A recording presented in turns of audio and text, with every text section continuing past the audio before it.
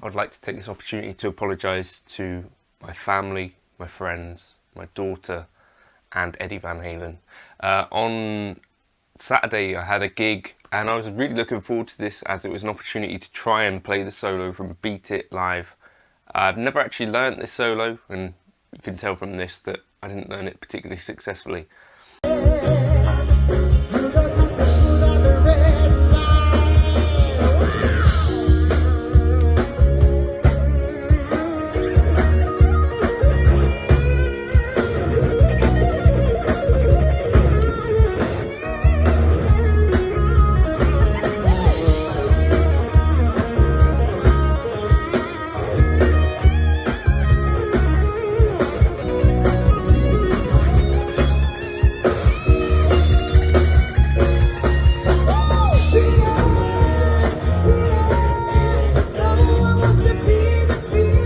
This channel is supported by TrueFire. TrueFire is an online library of lessons from some of my favourite players. There's thousands of lessons on there. You can use the promo code JNC40 to get 40% off of any of their courses. Now, I've thought this could be an opportunity actually to talk about some things, because I got a message from Clive, who's been watching the channel for quite a long time, and he sent me a clip and suggested a series of videos around this idea of playing your kind of worst superstition solo live, and he sent me a video where, you know, he was like, I got this opportunity to play with this band, and what do you do to stop from like getting nervous and having actual ideas flow and that sort of stuff, and being more comfortable on stage with this sort of stuff. So I thought, well, actually that's probably a good example of things not going so well for me either. Now, I don't know how well you know the solo to Beat It, but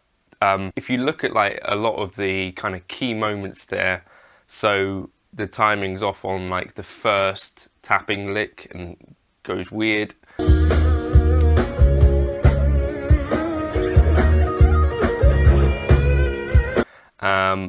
What else happens? There's the last tapping lick I just don't hit at all. I think my left hand didn't get into place in time. So basically at any point, oh, also I forgot to put my trem on the guitar before, because I had to do a guitar switch because this was an E flat. And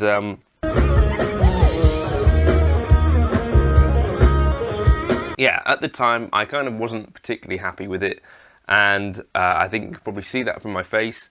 And yeah, I think the thing is that we spend a lot of time, hopefully if we can, practicing some of this stuff, and you when you're on stage, that's like the chance for hopefully like some of the things to pay off.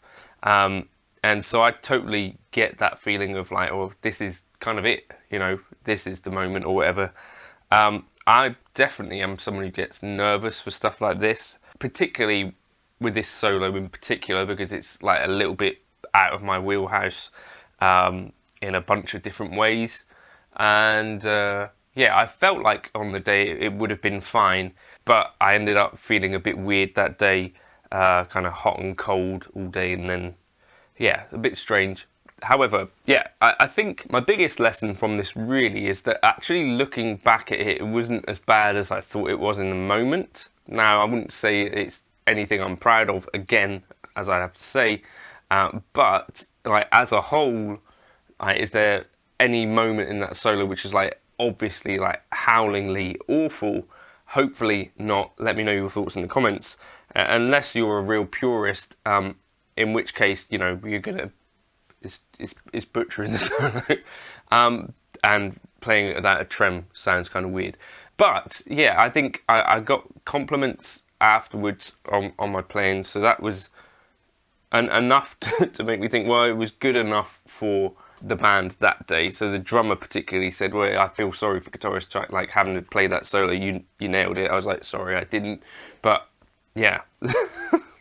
Anyway, so that's what I've tried to learn over the years, is that actually having fun with stuff is the key way to this stuff. So as I said to you, in the moment, I felt like that was worse than I think it actually was. I spoke to my buddy David Beebe, who's got a video coming up on this very solo at some point, because this is something that he's done and it's been a key part of like one of his focuses for playing live for years, like this Beat It solo, because both me and David Beebe tend to improvise quite a lot of stuff. Beat It is one of the solos that David will play as record, or tries to play as record, and he kind of has this thing ongoing where he'll send me like takes of it and gets it like super close and like super clean and all that sort of good stuff. But we tend to over-analysing as we're playing like each tiny little moment, and I feel like that's what you need to try to get away from when you're playing stuff live, because you don't want to be focusing. You kind of want it to be kind of in that flow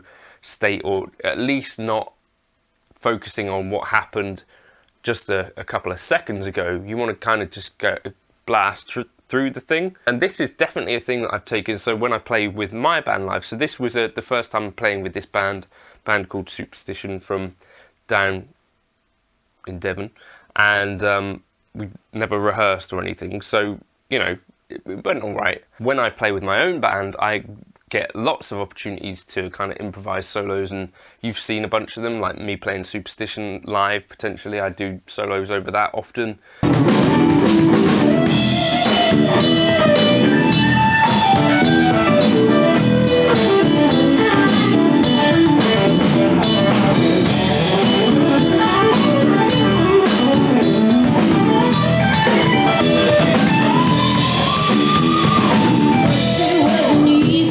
Don't Stop Me Now. There's lots of opportunities to have a go at stuff.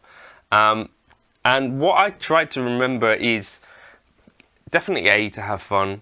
B, if you do make a mistake, don't worry about it too much, right? It doesn't need to affect what happens next. It's kind of like a Zen thing, right? That's, you know, what the aim is, at least. Like, you've seen other musicians play things not perfectly. If you don't dwell on the thing, it actually kind of doesn't matter, and it doesn't necessarily need to take away from the whole. Playing a solo and you miss something by a fret and then slide out of it, that's less of an issue than if you completely break down, put your head down and kind of just stop playing, unless that's a funny moment too.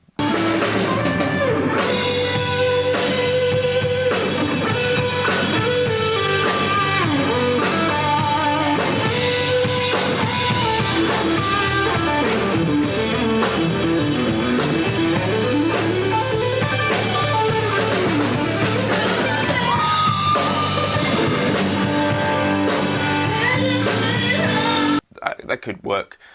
But anyway, yeah, so it's not as big an issue as you think it might be. I think listen for a snare drum. So find something that you can anchor to that is going to take your mind off the fact that you're doing something that you really want to get right. That's kind of what you need to try and avoid the attachment to, I think, is like this over wanting to be super clean, or this over wanting to be perfect. You kind of want to just be doing the thing and try not to think about it too much, like I managed to do most days in my room, but on stage it's definitely a way different thing. Yeah, maybe just listen for the snare drum or something close to what you might aim for at home.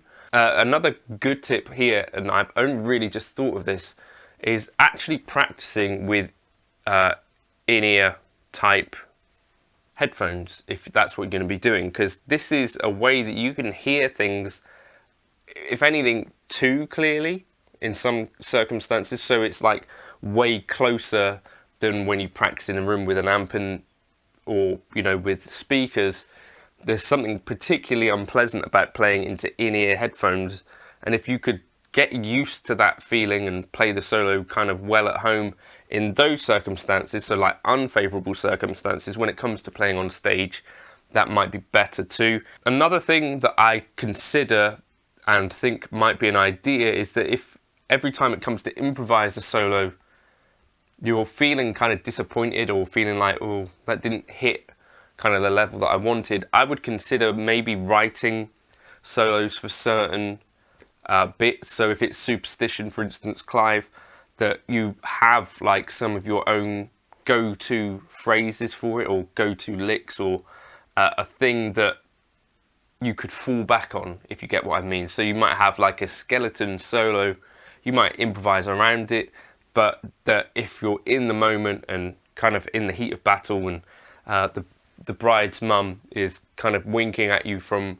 the bar with her lazy eye, then kind of you can fall back on something which is like comfortable and achievable, that sort of stuff. I think that would be some of my advice on that. The other thing is that the level of what might come out live might be beneath what you do at home. I think that's probably the case for most musicians, right? Except for maybe even the very best. But even the very best, it might also be the case that those guys, when it comes to improvising live, are sort of not at the level that would be playing at home. Maybe, I don't know for sure, but it feels like, yeah, whatever level Guthrie is able to achieve, for instance, consistently live, must be a level beneath what he can achieve at home, with these other factors like travel, tiredness, external factors that are there. So accepting that you won't always be playing at your best, I think, is also a good thing. But to try and be someone that's acceptable to be around, played something that at least stayed on the tracks, can be a really good thing. Go back to something that Paddy said in the video that I did about how pros learn set lists. Kind of acting like you've been there can kind of help, right? So even if you knew that you fluffed like almost every lick in Beat It, hiding that, or at least, you know, you being the only one that knows that for sure, is kind of possibly the truth of this. So I think I wanted to make that video because it's kind of, I felt like this red light syndrome and this kind of super like nerves and these sorts of things, I think those are real for quite a lot of us, but it's rarely quite as bad as you thought it might have been. And if it is, you're sure it is really bad, don't watch back videos of it, would be my advice, I think. If you've got tips on some of this stuff, please let other folks know in the comments, because I think there's probably a bunch of us that are kind of this not super over out there type people that are a little bit more like nervous and not super outgoing. If you've got tips for this sort of stuff, this has certainly been me from being a kid. I definitely didn't like to perform particularly, and always tended to rush, and I think that's what we need to try and avoid, and that's what, like, listening to just like the snare drum or something like that and trying to lock in with that can help us to stop kind of rushing ahead and letting our nerves kind of get away from us. I don't know, hopefully those are some tips and something that might help, sort of. It's an ongoing thing for me, but some thoughts.